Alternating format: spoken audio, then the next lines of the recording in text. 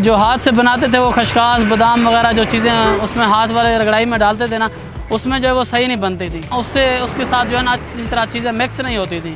ये जो मशीन है इसमें जो है ये घूमती रहती है और रगड़ा भी अच्छी तरह लगता है, तो इसमें सारी चीज़ों का रस सही निकलता है।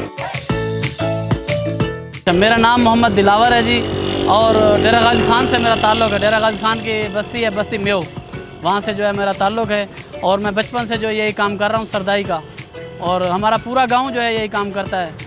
सरदाई जो है ये खशखास को धो के अच्छी तरह साफ़ करके इस मशीन के अंदर डालते हैं, और उसके अंदर बादाम जो है डालते हैं, सब्ज़ इलायची डालते हैं, काली मिर्च, ज़ीरा। जब ये जो है अच्छी तरह रगड़ जाते हैं तो हम इनको कपड़े के अंदर निकाल के और इसका जो है पानी के अंदर डबो के इसका जूस निकालते हैं।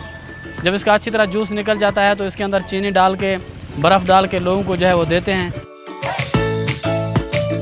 पहले जो है ना हम हाथ से रगड़ते थे, अब जो है ना ये मशीनें आई हैं तो माशाल्लाह अल्हम्दुलिल्लाह इनसे जो है ना बहुत अच्छी तरह सरदाई बनती है, और बेहतरीन चीज़ है।